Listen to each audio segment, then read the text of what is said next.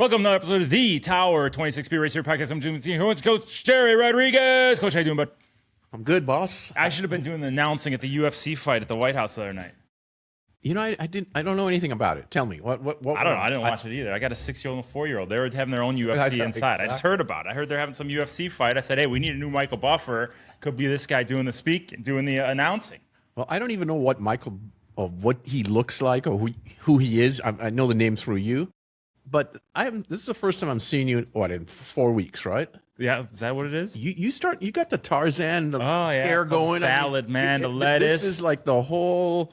This is Hollywood Jim I'm seeing. You put the helmet on, you get the lettuce come out the back. We had the is that what it's called? Carolina Hurricanes just win the Stanley Cup the other day. I'm channeling my ice hockey side and let the salad grow. This is what I'm going to do because I'm going to Kona in October. I like it, yeah. October 9th, we have Kona. This is what I figure. I grow the salad out through October. When I go over the Kona, I take it off, and it's going to be a new life. Have you ever shaved your head, Jer? No, but I've brought it down to millimeters. The first time I ever shaved my head, I was in Connecticut in the middle of the winter. I was in a dorm room. They took it off. If there's a time not to shave your head, it's in the winter. Exactly, right? Exactly. They took the hair off. My teammates, when we were all shaving our heads, took the hair off. I went outside. It was a cold that I've never felt before. And I'm from Chicago, right? I felt a lot of cold. Take the hair off. Major body core temperature changes for the better when you're going to Kona. So I say it's like weight training with the hair. Right now, weight training, hair is on, take it off in Kona, boom, new man. Well, when I look at your Monday Chords and Core, right? Mm-hmm, that's your big session on Mondays that's been drawing people from, I hear, all over the world now. All over the world, baby. We got everybody coming to Chords and Core, yep. And it popped up in my feed. I don't know if a Reels feed or whatever it was. And I went, for a second, I thought, who is Jim having sub for him? Because it's actually what I thought. And then I looked more closely. I heard the voice, and I go, that's Jim. And I looked at that hair, and I went, my God. What I think is funny, I roll out of bed, have a cup of coffee, do it right here on the floor. We call the floor on the other side of the camera here. And, I think the more disheveled I can look every Monday, the better off we are. Well, what you call the floor, every time I sit in here, the first thing I see, of course, I've said before, is that beautiful photo of you and your wife up there. But then there's all this bike porn. I mean, look at this. I got it everywhere. You know what that is? It's money sitting there. I need to sell those things because... no, those are... you can't sell those. Those are the most stunning-looking bikes. I got some camps to pay for these kids. We live in Calabasas. I got to sell these freaking bikes so I can pay my bills. You know what I'm saying? But, Jerry, we got some exciting things happening. I know you were at camp in... I don't know, where were you? Tucson? You were at camp in Tucson, the USAT camp in Tucson. Tucson, Colorado, Santa Fe. You're coaching in Santa Barbara. You're coming down to El Segundo. I was at the Palisades this week. We're getting into our race-ready phase of training. The surf here in Southern California is massive. Is this ever going to let up, this surf in Southern California? Man, I saw there's been some big surf down at the Wedge. The Wedge, Newport, Woo! Yeah. So here's the thing. By the way, I don't know if this is what enters my mind when I see surf at the Wedge. Have you ever been to the Wedge? I've been down there, yeah. You know those waves break in about 1.5 feet of water, right? Oh, yeah. It's very, very shallow. And there's a number of people who shouldn't be out there. Yep. You ever think about the lifeguard that's just standing there? What a job. I mean, what a job. Everyone how hard is that job? Oh, I mean, it's got to be impossible. Yeah, impossible. You can't do anything. You may as well, it's like being overwhelmed by 1,000 bees. It's like you can't do anything. You may as well just let them bite. Same thing there. What's that guy supposed to do? Just pick one guy and save him? Because the Wedge is down in Newport Beach for all you guys listening in wherever the hell you're listening, England or whatever. But it's just massive. When the surf comes in and we get some massive surf there, it's on steroids. I mean, it's worth, if you haven't seen waves at the Wedge, go search it out on YouTube. Yeah. And especially in the last week. Yeah. I mean, there's some unbelievable. But here's the thing. So we swim every Wednesday at Tower 26 in Santa Monica. Last week, massive waves. All the other groups canceled. We said, no, we're going out there. Tell these guys, I know why, but let's tell these guys why we have our athletes go out there in those conditions. Well, interestingly, in all the years that we've done this, Jim, and I've been running beach workouts since 1990. So let's do the math on that. It's 36 years, right? That's a lot of years. That's above my math. Yeah, it's the first time that we actually got a phone call from lifeguard headquarters. Brian got a call from the captain asking us to cancel the workout. Wow. It's never happened, right? Yeah. So fortunately, I've been watching the surf because, as you know, we're all about safety, right? So I've read about the surf. I heard all the warnings upcoming, but I turned the cameras on and I've been watching the surf all day on Monday afternoon and Tuesday. Our sessions are Wednesday mornings. On Tuesday, and I'm watching about 15 miles north and about 15 miles south of our location. So I'm spanning a bunch of beaches because the cameras are there, right? And I told Brian when he called, and then I spoke to Sabino and Coach Chris, who runs those workouts, and I said, no, we're not canceling. There are some big waves, but they're intermittent, at least at our beach, at where we swim at. So let's have the workout.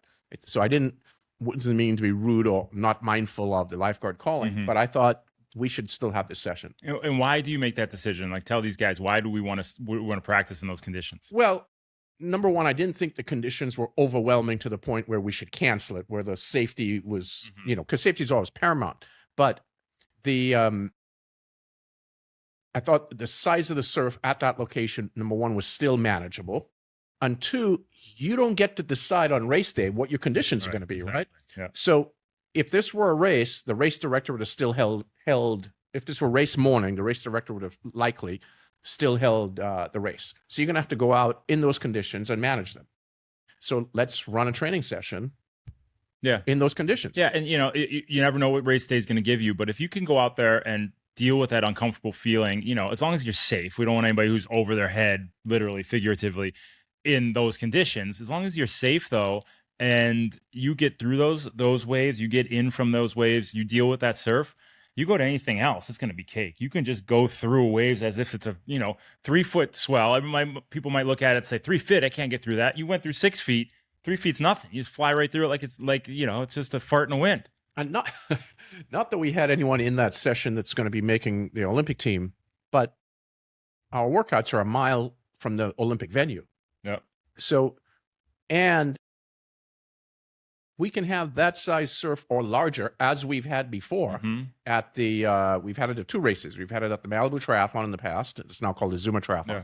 And we've had it at the LA Triathlon, right? At that exact location of the Olympic venue where the surf was massive. Yeah. I mean, way bigger than it was last week. So be prepared. Now you're helping swim coaching the potential Olympic athletes that are going to be competing in the 2028 LA Games. Do you think those athletes right now are prepared to deal with that type of surf? Like those athletes that you see in the pool several times a month? Good question. I can't answer that yet because we have yet to do this might be too much information for our competition. It's non-disclosure for all of our listeners. I have yet to see them in a beach session.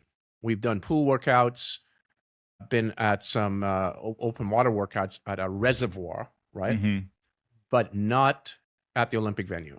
Yeah. So that's coming up soon, by the way. So when I see them at the Olympic venue, or it doesn't even have to be at that venue, at a beach with surf, then I'll be able to answer that with more higher confidence. Interesting. We should once they get there, maybe when we get them here, we get them training, we'll get one of those guys in here, we'll get them on the show, talk to them about their experience in the open water swim and how it changes based on the dynamics of the Olympic venue. You know what's also terrific? There's a guy in Australia who I have never met, but he's really well known. And they call him Clayto, I believe. His name's, he was a former life-saving athlete, surf Ironman athlete. And Ironman athletes in Australia, it's not Ironman triathlon. It's a swim, and it's not in any particular order. It's a swim, it's a paddle, and surf ski, right? And these guys are and these are from kids in Australia. They grow up in the beaches, going to the beach and working out on racing from little kids. This guy is extraordinary. I mean, he used to race. You remember the name Craig Hummer? So he came a little after Craig Hummer, but he's in that, in that genre of highly skilled open water athletes. So Australia has plus he's a lovely guy from all accounts from what I've been told. In fact, Greg Bonan, you remember that name? Yeah. The guy that created the Baywatch series, called me up and asked if we can have Plato on our podcast. Plato. And we need to, we should do that because Australia has hired him. He's the Gerry of Australia. Oh, really? Oh, man. He is handling their open water preparation for the Olympics. You know what we should do? Celebrity boxing match. You versus Cleto. How do we do that in the floor over here? How's that sound? Yeah, Forget the swim racing. Let's do a celebrity boxing match. He looks a lot fitter and more youthful than I am. He'd probably take me down in 3 seconds. Come on. I saw last night we were at the Commons having ice cream, and I'm sitting there with the kids, we're eating ice cream, and guy taps me on the shoulder. He said, "Hey Jim, what's going on?" Howie Mandel. You know Howie Mandel, the comedian? Of course. Hey Jim, what's going on? He sought me out because he knows my other buddy, and he's seen me and his stuff, and he's talking to me about that. I'm like, who's the celebrity here? Me? Why aren't I getting that celebrity coin? Then this guy's coming to say hi to me. You know what I love about this? We're 10 minutes into the podcast. We haven't basically spoken a damn thing about what we're supposed to be talking about. Oh, come on. And the audience told us we need to stop doing this. Come on. This is my time to catch up with you. I know. But so what did we talk about last episode? Do you remember? Well, we talked about a lot of world records, right? That's happening, especially in the marathon and some track things, on really how athletes are excelling on what we think some of the reasons are. Yeah. And to your point, you've been harping on this precision hydration show right there. Oh, they're gonna. I talked to Sam. He's their head scientist. We're gonna get him on in July. We're gonna have him come on in July. Well, I'm gonna hail to Sam because having moved to Park City, and we're living at over 7,000 feet of altitude, and I go swim, it's maybe 6,600 feet, so it's slightly lower, 6,800, whatever it is, but it's still pretty good altitude, right? Swimming at altitude's rough. I mean, that's drowning at altitude. Yeah. I'm an older fart, as you know, and I'm unfit, it's all the variables. And I've been going to swim, and after like just 2K, I feel like I need to sleep for 3 days, okay? Mm-hmm. I'm completely, I couldn't figure out what was going on. And, my brilliant wife said, you need some electrolytes, So I poured, and I've had this before, but I haven't had it as consistently as I've had lately. Jim, I took a bottle of that, filled it up, took it to the workout. Right, with this 1,500, one of these tablets in there, yeah. It was night and day. Really? And I'm not a guy that pushes product, right? Yeah. Night and day difference. No, I mean, good. completely night and day difference. Yeah, you see the direct impact. I even did a 6K workout. Wow. I mean, it makes that much of a difference. And that's the thing. Like, that's what these guys have done. They've made it possible to get 1,500 milligrams of sodium in one bottle. Whereas if you did that before, it'd be like you're drinking salt water at the beach over there. What most of our people did last Wednesday in that type of surf, that's what it would taste like, and you can't do that. Your body can't process it. They've made it possible to process a massive amount of electrolytes, and it makes a difference. I mean, instant impact. Well, the reason I'm bringing it up, one, obviously, we love their product, but two, we talked about in that episode, bringing it back around, that what is contributing to the success of these athletes, and what's really changed for way the better. I mean, the quality of knowledge. Talking about your scientist from Precision Hydration, is just that, much better products that are helping athletes in endurance sport being able to, they've solved the energy problem. Yeah, is really what they've done. And that's what that's one of his ideas. What we want to talk about is, we see the pros like Cam Worth consuming 200 grams of carbohydrates an hour and all these electrolytes. And he wants to say, okay, the pros are doing this.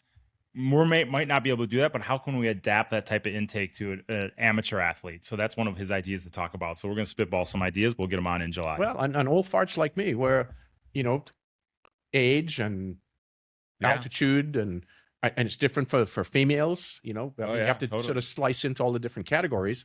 So I'd be super interested. This is one of the breakthroughs in sport in the last few years, the nutritional side of it. Yeah. Totally. And that's so it'd be interesting to get him on there. We'll talk about topics as we get closer to that, but it's good to see that direct impact. So if you guys go to precisionhydration.com, TW26, you'll get your discount. Just put that in the checkout. TW26, precisionhydration.com. I just used that last week. Discount. There you go. I even gave it to Leslie. Keep spreading the word. Show that we're doing some business for him. But what are we going to talk about this episode, Gerry? 15 minutes in. Well, I know, right? Interestingly, what I really wanted to talk about this episode the most, we can't. Well, is that Matt Hanson? That's Matt Hanson. So I think we should, because we've we're going to have to give Matt a hard time, because not too many people get invited on this podcast. Believe me. He's turned you down twice. I know.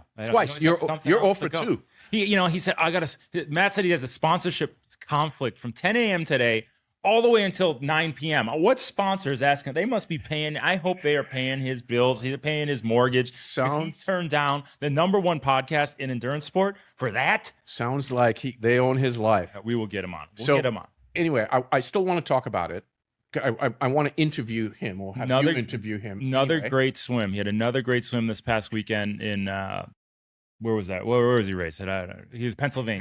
Happy Valley. Very still water. Went 25 minutes in the swim. So interestingly, what I don't think you and I talked about was I had a 40-minute phone call with him. Oh, you did not tell me that. I did a prep call for this interview that we were supposed to have today. So I want to share some of that. And then when Matt comes on, we can peel it even further. Awesome. So if that's okay. Awesome. I love it. Let's hold for that. So that's called the cliffhanger in the business. That's what we call it. So let's sort of hit the highlights of what he said. The net of it is he had been wherever he lives. He's about an hour to an hour and a half drive. This is Matt Hanson, pro triathlete. He's been racing pro for years. I raced against him hundreds of times. 15 years at least. Yeah, right? I mean, racing against hundreds of times. Usually has the fastest run in the sport. Never was the strongest swimmer, but has made a major. I mean, never like the weakest swimmer. Not like me. But he was never the strongest swimmer, and he's made some amazing progress in the last 9 months, 12 months. So I was trying to figure out what's changed, and as I sort of put him in the bucket of Sam Long, Lionel Sanders, who's the new kid in the block, new in the last 5 years, Trevor Foley, these guys with no swim backgrounds that really haven't, and especially Sam and Lionel, they haven't cracked the code. Okay. We can get into why that is at some point, but the point is they haven't cracked the code to swim better. And Matt has been in that group. He would come out with them out of the water with them generally, right? Yep. So he sort of worked his way down from a 102 Ironman swim to maybe 52, 53. And then last year, breakthrough, 49 minutes. Huge. Okay. Yeah. Massive breakthrough. Yeah. And he's been in the sport for 15, 16 years. So here's a net of it. Interesting. And this, I think this is important for age groupers, and it's important for those who haven't had swim breakthroughs. Okay. He had no swim background. None. He was a wrestler. I had no idea. He was kind of like you. You're a hockey player. He's a wrestler. Yeah. That's it. And got into the sport, liked the sport, loved the sport, and then has stuck to it. Now he's a pro and he's making a living doing it. His running has improved tremendously. I would put him as one of the top 3 runners in the sport now, right? Oh, yeah. And from a consistent and I don't mean in America. Year, I mean, probably worldwide. Yeah. He's run a 2:30, am I right? Yeah. In an Ironman? Yep. I think has he gone a 2:28 yet? I don't know if he's went that fast, but I know he's run in the 2:30s multiple times. It's shocking. And he's 42 years old or something. So it's pretty incredible what he's done. So I said, Matt, and we didn't know each other. He took my phone call, which I appreciated. And I said, what's changed? What has happened? 16 years have gone by and there's been no real improvement. And all of a sudden, boom, something happened. He read your book. He read Triathlon Swimming, Master Open Water Swimming, the Tower 26 Method. Well, close. Close. One of the things he did is something you and I talk about all the time on here, which is where should the swim be relative to the other 2 sports? Where should the swim be? It should complement the other 2 sports. Correct. And in the priority of where's the placement would be the better word. Oh, early in the day. Early in the day. Exactly. And here, and reasons we've talked about in the past is that, simply stated, very binary, but you get the picture. Swimming hates running. Running loves swimming. So if you go out and do a reasonably hard run and you try and swim after, you swim like crap. Okay. And if you have a hard run, you go swim after, it's like you feel so good, loosens up the body, decompresses. Running loves swimming. Swimming complements running, makes running feel better. When you run first and swim after, makes swimming feel like crap. It's just, and it destroys your workouts, right? Yep. So that's with running. Even cycling still damages. You cramp a lot more. But swimming needs to be placed generally first in the day. And there's some exceptions to that we can go into later. First workout of the day. Well, what Matt was doing was he was driving an hour and a half to work out to go train with Julie Dibbins. And you know Julie, right? Yeah. Because that's where all the who's who pros were. So he was doing that. That's what he was doing for 10 years. Rally, 8 years. sport Exactly. in Boulder, yeah. And interestingly, he'd been coached in the beginning by the guy in Texas whose name slips me right now, where they did a lot of USRPT, ultra short race pace swimming. Yeah. Right. And that was his first set of swimming for the first few years. And then he's been with Julie for almost a decade. But once he went to Julie, his swim became his second workout because he would leave early in the morning, drive the hour and a half. He'd go run for an hour and a half, and then he'd go to the workout. So it was his second workout, and these were for his A sessions. So what happened was he was going into these sessions fatigued, loaded up after driving and after running. And the only thing he said he changed, because he's no longer driving out there, he's self-coached now, but he's doing the same workouts Julie used to give to him. He's just fresh. He's doing them first thing in the day. He said he hasn't changed on anything else. That's interesting. Just where the swim is placed. Interesting. Yeah, and you think about how we race, right? You swim first. You're always riding on tired legs. You're always running on tired legs. You got to stay on top of the nutrition during the swim because I'm sure he's pushing the pace. He's probably doing 6-7K workouts, big workouts. He is. Swim that type of time. Yeah, actually he is. I was pleasantly surprised, but happily surprised. Stay on top of that nutrition and you build that fitness, you can get out and you have good runs, good bikes. But I totally agree. You know, if you're trying to swim on top of the fatigue you build off of that running and biking, you're just going to stay in that one gear, right? You're never going to be able to push outside of that comfort zone and make the gains he had to make because there's no energy in the tank. There's no gas in the tank. So he's now made the front pack several times, okay? Because he was always a second or third pack guy. Yeah. Right? He's now made the front pack several times. This last race in the 70.3, he didn't. But in a few Ironmans earlier this year and last year, he's gone sub 50, 49, mid the front pack. And that's where his bread and butter has been, his Ironman the last few years. So it'll be interesting to get him on. That's great. That's awesome. That's good to hear. Is he doing any strength work for swimming? Did you talk to him about that? We didn't talk specifically about that, but that'll be a good question to bring up. Yeah, no, we'll talk to him about that. But yeah, I look forward to have him. So we have a whole lineup of guests. What are we going to give these guys today? Well, I went into all the details, by the way, with him and I'm a proponent of ultra short USRPT training if you have a background like Andy Potts. So if you have a competitive swim background where you've built out the specificity of specific muscular endurance in swimming, USRPT is great. If you haven't, what's it stand for? What's USRPT stand for? Ultra short race pace training, right? Which means, said differently in swimming, a shitload of 25s. Yeah. Swimming fast all the time, okay? It works for the Andes of the world. You need to still build out your base, longer, easier swimming. Well, yeah, because you don't have the years of volume in the body. You know, it's like, it's just, I harp on this all the time. People want to make gains so fast. I want to become a pro. I want to be a pro in 9 months. I want to be a pro in 18 months. They don't have, whether it's swimming, biking, running, you didn't grow up with that sport. You don't have that muscle memory. You don't have that durability built into the muscles that just respond. It takes time to build all that. And you're not respecting the sport if you say, I want to be an elite athlete in 18 months. Well, how much riding have you done in your life?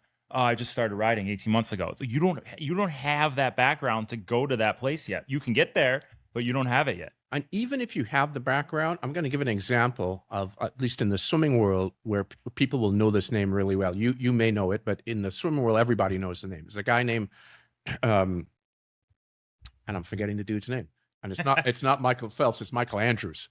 Michael Andrews is probably one of the world's greatest swimmers, in this guy's opinion, okay?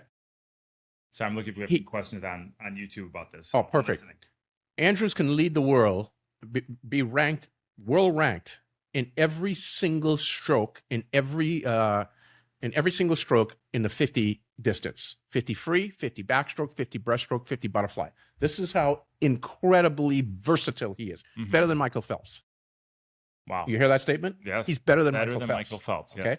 From a power perspective, over a 50, one length of long course pool, Olympic pool, he's faster than Michael Phelps in all 4 strokes. And Michael Phelps held the world record in 200 IM and 400 IM, okay? Yep. This guy's better. He was brought up as a kid, coached by his father, lots of USRPT. He is by far the most versatile athlete in the world. Yep. He cannot finish a 200 IM, which is a 2-minute event.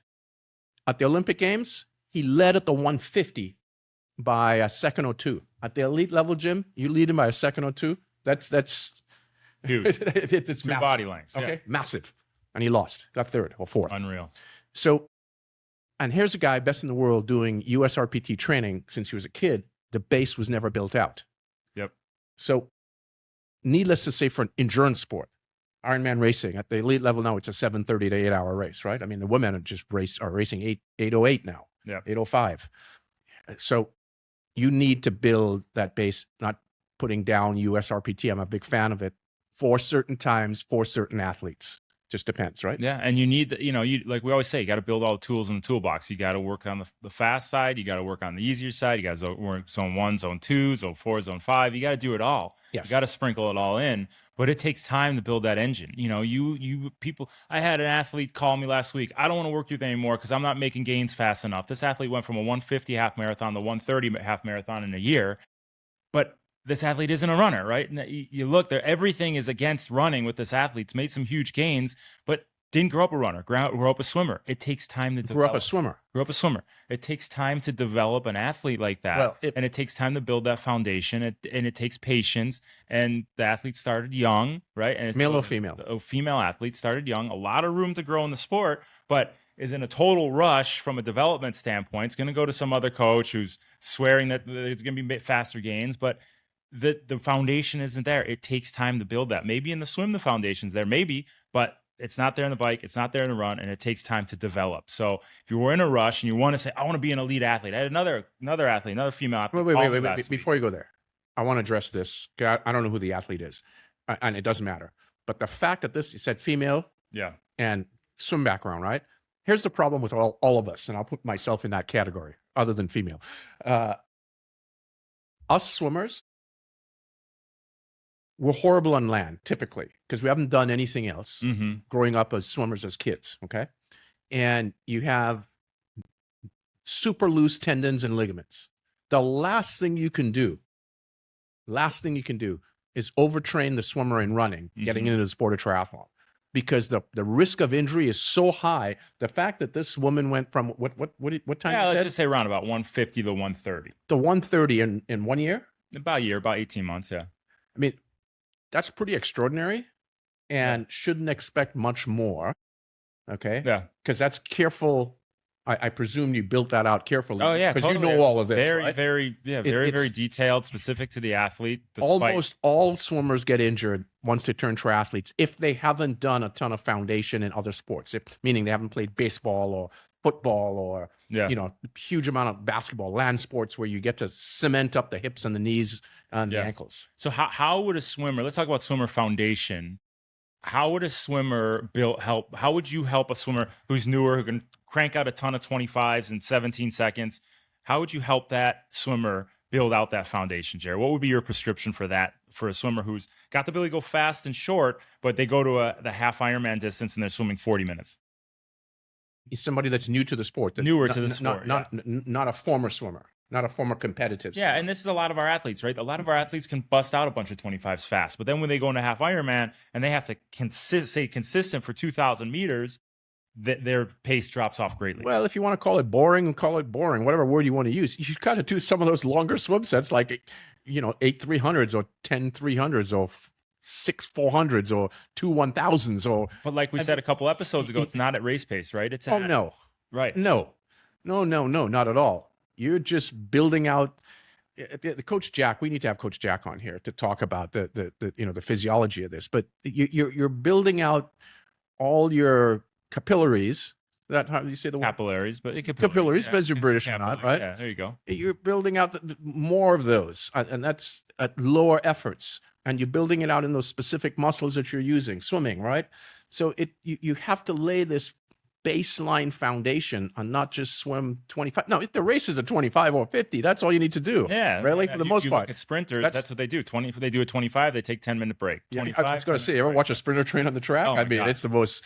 But let me do 100 and I'll stretch for an hour. They never run 100. No, they don't know. They end up stretching for 3 hours. They don't run at all.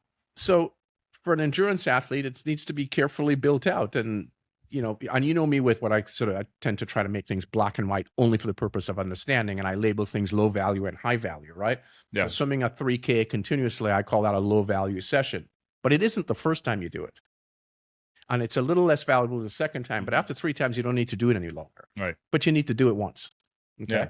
So at least once. You need to have some longer sessions, and it doesn't even have to be a 3K continuously. It could be 10 300s. Okay. It could be 5 300s. It could be, did I say 5 300? Yeah. No, that'd be 10 300s for 3,000 10 3 as an example. 3,000, yeah. I mean, there or 6 500s, but you do need some longer sets, and I'm giving it by distance. We should give it by duration, because one person may take 40 minutes to do that, where another person may take an hour and 15 minutes to I do think it, a lot right? of our 2 hours. swimmers, will look at that set. Like, we have that set 10 by 400s for level 1 in our subscription program sometimes. And you look at that set and you say, oh my God, 10 400s, I'm going to die. But if it's dosed out accordingly and you pace it out, it's actually a fun set. It's just like going out to run an hour easy, right? Like, you don't go run and sprint for an hour. That would be very daunting. You probably wouldn't make it for an hour. You go out and you swim within your capabilities at that relaxed effort. It's actually an enjoyable set. You get a feel for the water, you get a feel for the flow, you get a feel for the mindset. But a lot of swimmers just don't have the different gears. They don't have ability to wrap their mind around, hey, if it says 10 300s, easy, moderate pace, you go easy, moderate. And guess what? That set's coming up soon. Oh, We're going 10 400s. it. As you know, it's built into this part of the season again. We do it a few times during the season. But to your point, I don't think it's boring. Well, the athletes don't, that we coach, because we sprinkle in all the variables of race takeout speed, sighting, drafting, deck ups, all of this built into that set. So it's not just go swim a 400 and sit on the wall and rest, like the last episode or 2 episodes, rest 15 seconds. Yeah. I don't even know why. I don't even know why you're bothering to take 15 Well, seconds. I mean, I used to look at a set like that, and it used to be daunting. You say, oh my God, that'd be hard. I'm not going to make it 8 of them, let alone 10. But you got to know your efforts. You got to know your ability levels. You can't go outside of that. Then you sprinkle in all these variables. You take it one at a time. How do you eat an elephant? Spoonful at a time, right? One at a time, one to the next. Before you know it, you're at number 10. But you just said something else that I want to hit on. It's race takeout speed. That's something that you wanted to talk about. It's something that we practice this time of year in the pool, and then we practice it when we go to the beach on Wednesdays. What are you seeing in race takeout speed? I know I'm jumping to the next topic. No, but it's it good. Just rang a bell. It's interesting. I've done this for a long time, right? And we have this thing about, especially in triathlon, more so in triathlon than in open water racing, but it's critical in open water racing also. But in triathlon, it's even more critical, and it's essential, especially at the ITU level, the Olympic distance level, right? Where they, as you know, let's set the stage for the audience. Some may not know. They dive off of a pontoon for most races, right? Some are on the beach. Some could start in the water. Like there's a race in Italy that started in the water about knee deep a couple of weeks ago. But most are pontoon starts, which is this elevated thing on the water, and they dive. And it's like a starting block, right? It's just this long, and they're all the numbers lined up, 1 through whatever it is, 65. And you take your spot and everybody dives in. So it's a race start. And then everyone goes very hard, jockeying for position, for clean water, right? Right. Not get dropped. Yep. And it bunches up real quick. Yep. I'm wondering, which I've never thought of until talking to a handful of our elite athletes, if race takeout speed, we as coaches haven't helped the athletes well enough. I'm not blaming the athletes. Haven't helped the athletes well enough understand what is the effort of race takeout speed. Because here's what it's not: all out. It's not all out. Yep. But they're going all out. Okay. So think of having a male end, men's end, 1 hour and 40 to 1 hour and 50 minute Olympic distance race. Women's end, it's 155 to 205, right? Yep. So you have a 2 hour event and you're going all out first couple minutes. Okay. Max effort. Yeah. How's that going to play out? It's a long day. It's a long day. Yeah. And how's it going to play out, especially after you do it for a couple minutes? What happens for the next 4 or 5 minutes? Right down. The amount of your spike in lactic acid that you have built into your system, can you clear it, right? And the answer is no. No, not at all. Not at that effort. Not at that effort, and certainly not clear it in a reasonable amount of time. So I'm suspecting that many of our athletes, and I'm going to blame me. I'm not going to blame other coaches, but I haven't been clear enough in defining what race takeout speed is. Mm-hmm. So I'm going to define it at a minimum by saying it's not 100%. It cannot be 100%. Mm-hmm. The answer is no on that, for sure. No. So you think it's more like 90% effort where there's still a little bit you can go, but it's definitely maintainable? Let me ask you a question. You come from, you were the, I'll tease you for a moment. You were the meathead. Oh, yeah. That, Totally. from ice hockey. Brawl on the ice, right? What could you swim an all-out 100 in your prime? What, from this? 100, All out? if you went to the swimming pool. Oh, maybe 110, 108, 106, I think I got down to maybe. All So, out? Max effort, yeah.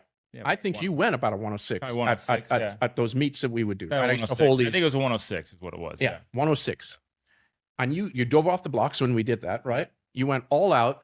And for a guy like you that's bigger muscle, Oh, God. You're totally spent, Yeah, right? Totally. Now, if you did that at the beginning of your race, what would happen?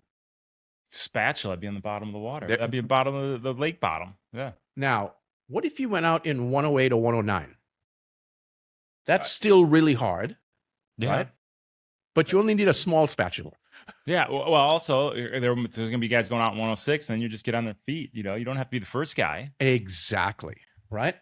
So we have to learn to train and identify exactly what race takeout speed is, and it's probably going to be 5-ish%, maybe a little bit less, a little bit more, sorry, below maximum heart rate, not at maximum heart rate, Mm-hmm. okay? Yeah. And not at that spot where you're totally blowing up, Right. okay? You don't need to go there because you're giving up a couple of seconds over 100 meters. You give up a body length at the most. That's it, right? Yeah. One body length.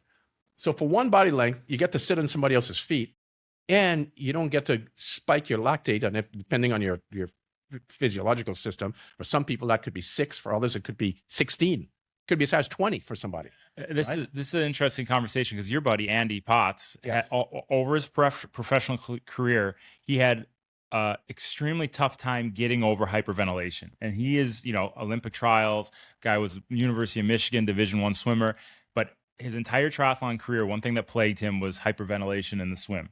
Right, it's the fact that he had to go see mental coaches, breathing coaches, all these different guys, and he's public about it. He talks about it, and there's articles out there on it.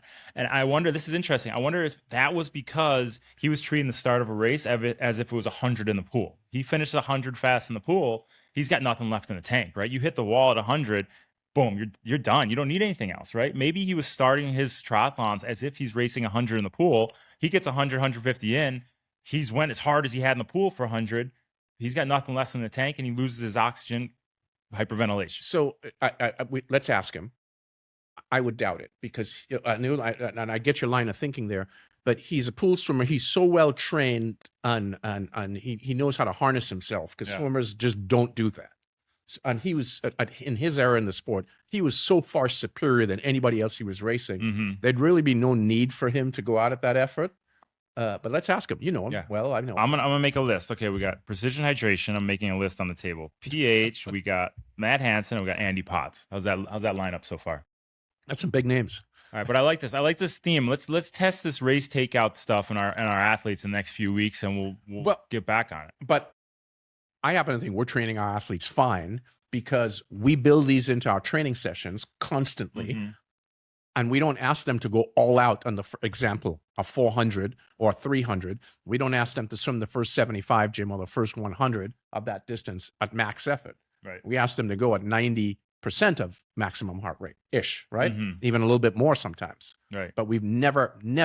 Yeah, you're right. Because we have them go take it out, and then we have them touch the wall and go back into their race pace, right? So they're practicing, and they know, hey, if they took it out too hard and they hit the wall and they go back to their race pace effort and they can't sustain, that was too hard. So to get a feel for that. You're right. And it's one of the reasons we do those time trials, which we just finished up at the end of the last phase, where they do a max 100 for time off the block. So it's real. This is no just push off the wall and workout.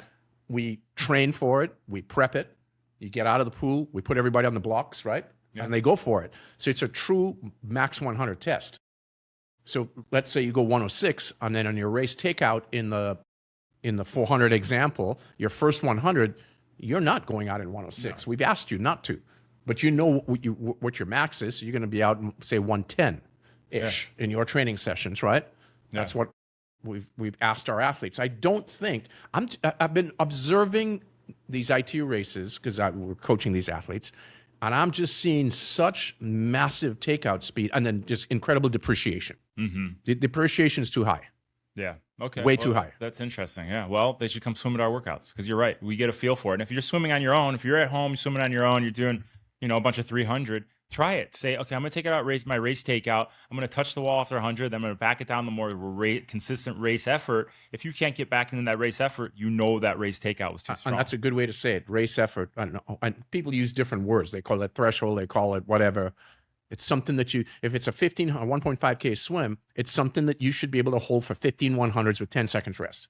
15-100 with 10 seconds rest. Yes. If you're doing 15-100s, best average, where you can't go any faster with 10 seconds rest between each 100, that is, some athletes would define that as their threshold level. I don't. I think your threshold is lower than that because that's closer to your VO2 max, in my opinion. But all these words are jumbled up today as to how they get used differently in all the sports also.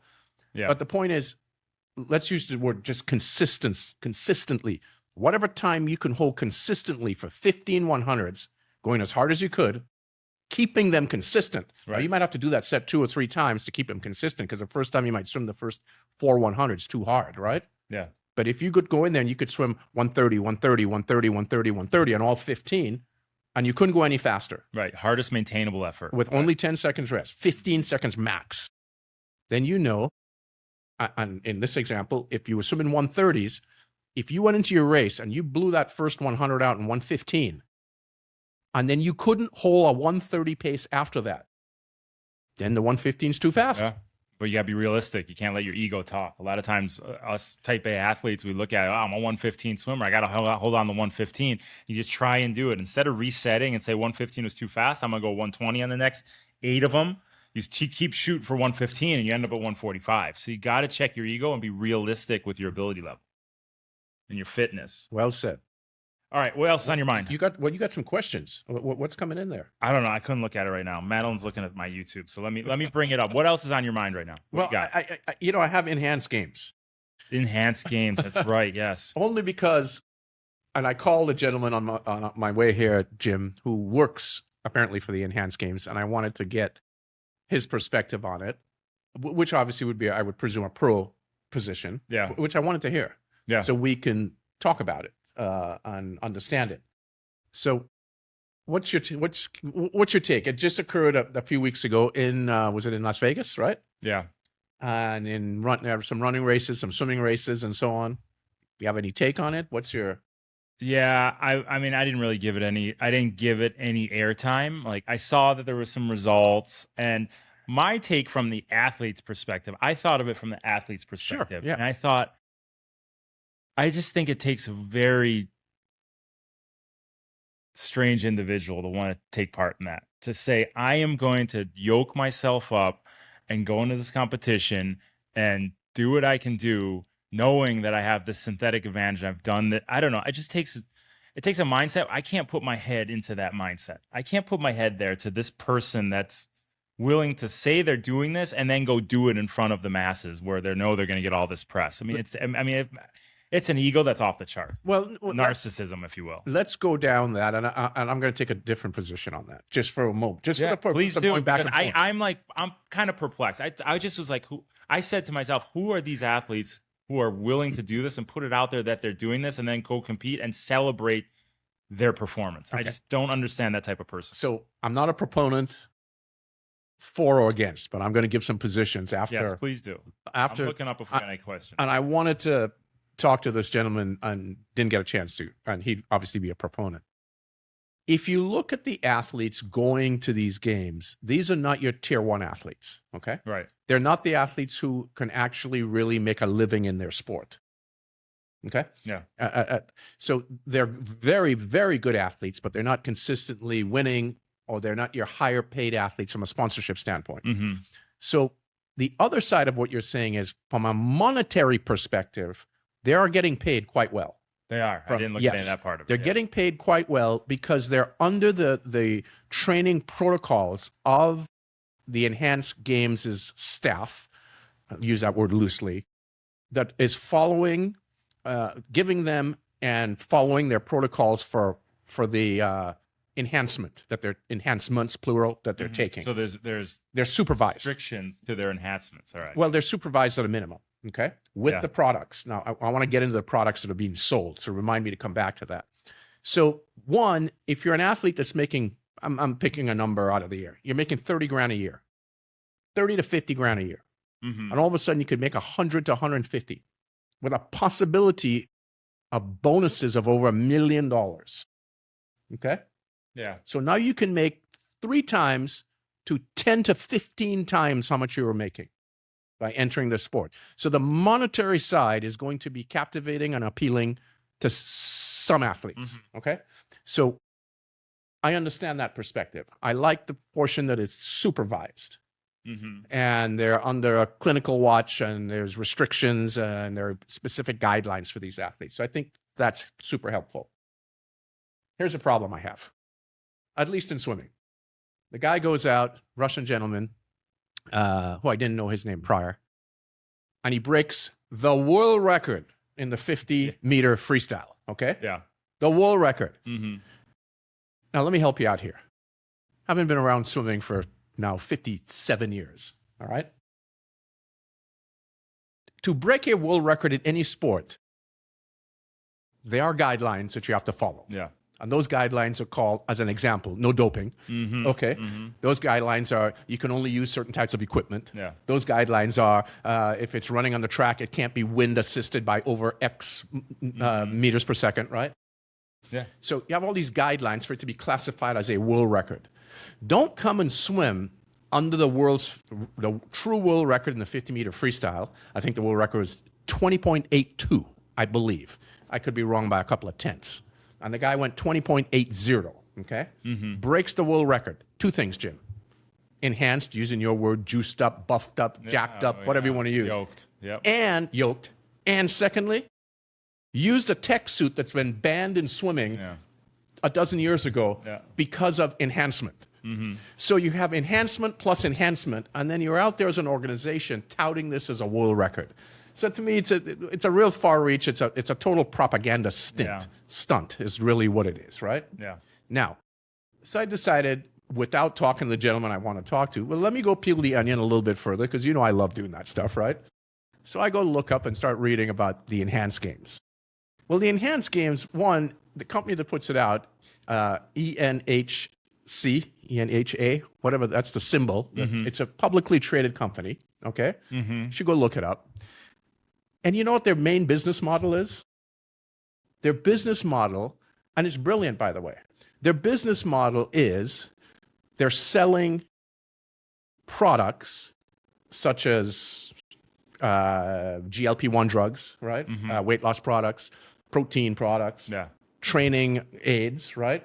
Things that we were just talking about this earlier, how much the sports evolved scientifically with products to help nutrition, right? Yeah. So these are the products they're selling.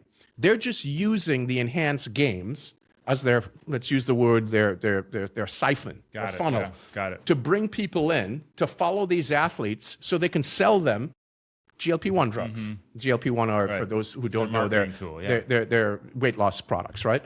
And these types of things. That's all it is. It's their funnel. And their reasoning or rationale behind it is, if they were to go and buy traditional advertising or sponsor the Olympic Games or sponsor big events and so on, the cost to do it would be too high.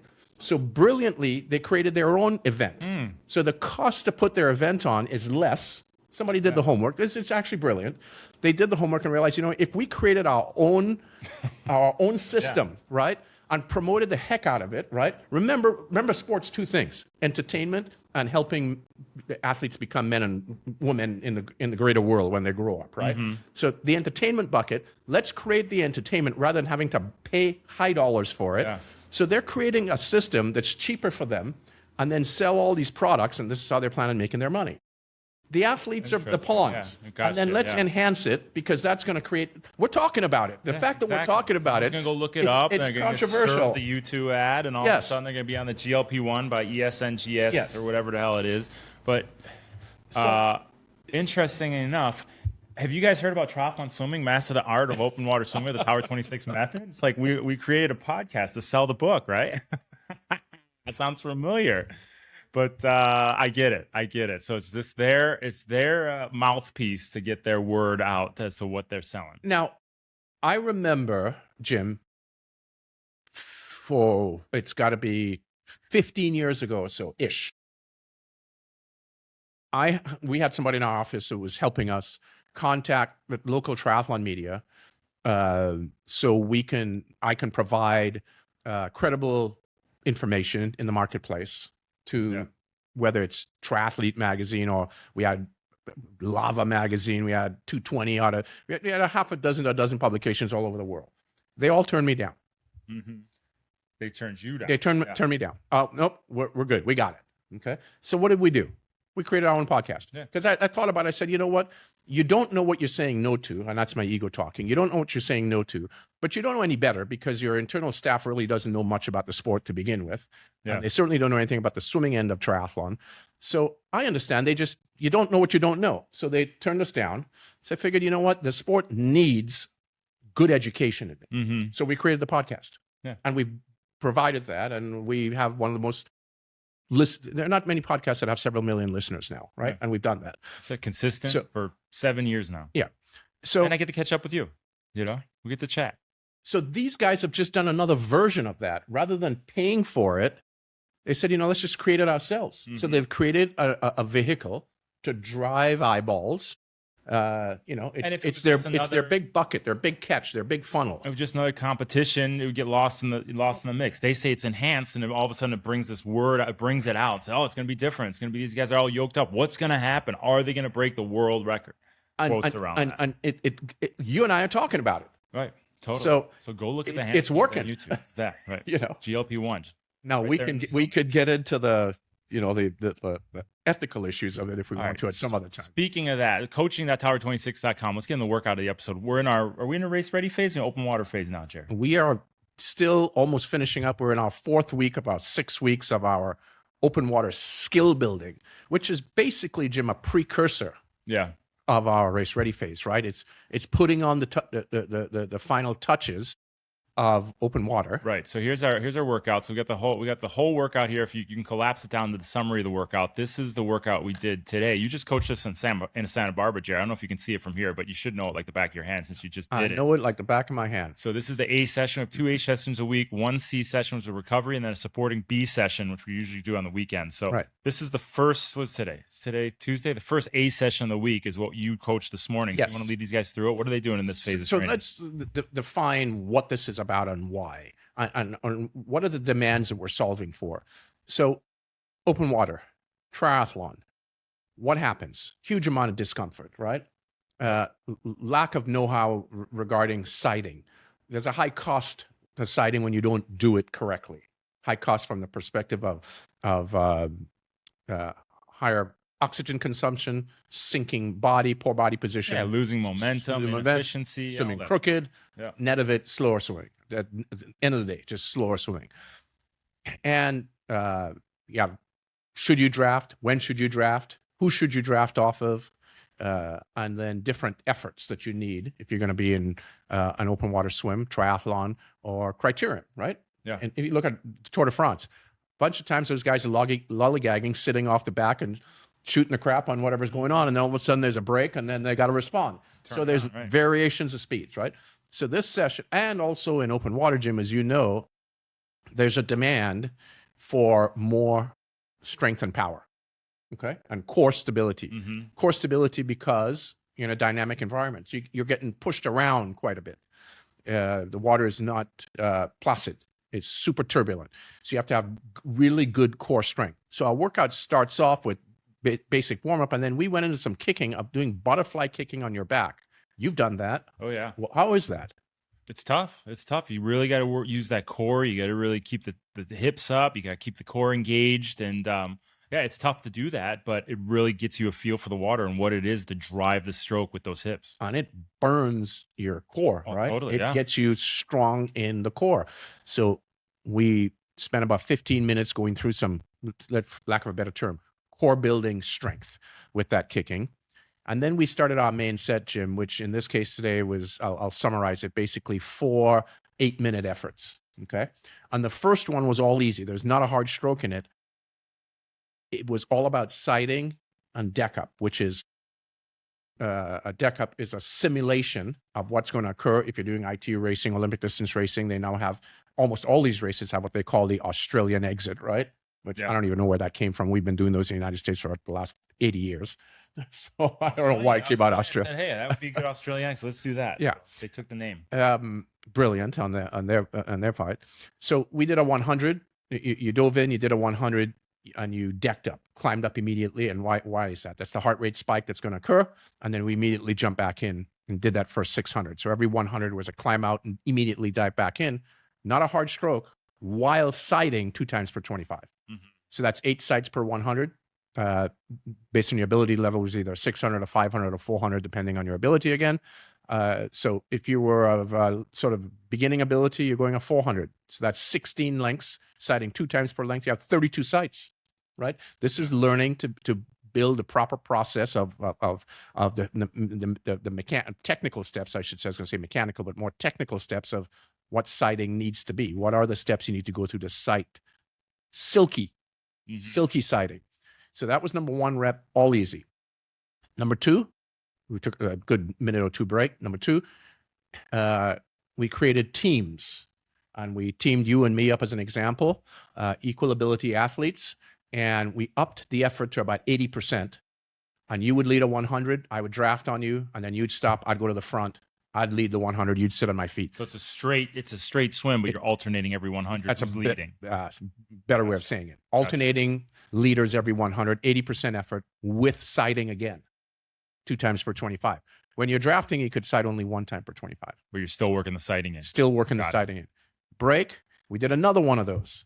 This time switching off every 50, but we went up to 90% effort. Wow. Okay. So now we're getting close to race takeout speed, right? Yep.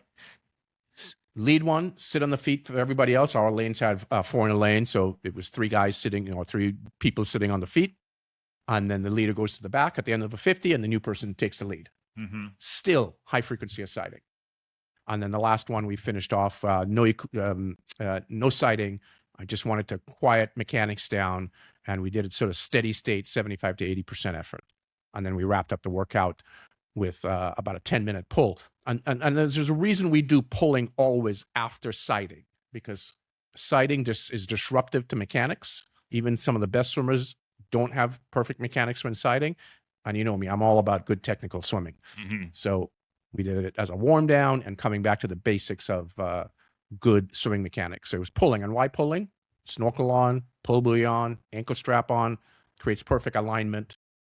Get mechanics back in place. There you go. There's your set. Coaching.tower26.com. It puts it all in there. It's a great time to join and get you race ready, get you ready for open water success. Get out of the water, get on your bike with burning the least amount of matches possible. So, Gerry, I think we're gonna call it at that. It's been almost an hour. My daughter's inside watching TV. Hopefully she's still there and hasn't run down the street or something. But I think we kind of talked about what we're gonna try and shoot for next episode. We got Matt Hanson, we got Precision Hydration, we got your guy from the Enhanced Games, we got Andy Potts. I mean, we got a whole plethora of directions we can go. It just depends on where you want to go with it.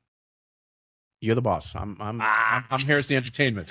Was it the other way around? Entertainment. We have a 2 p.m. call here in about 45 minutes too. So, guys, thanks for tuning in. Thanks for listening. Go to coaching.tower26.com to do all the workouts that we're doing here in Southern California, and be race ready, performance prepared for your triathlon swim. For Gerry Rodriguez, Jim Binsky, the Tower 26B Race Podcast. Thanks for joining, guys. Later. Bye.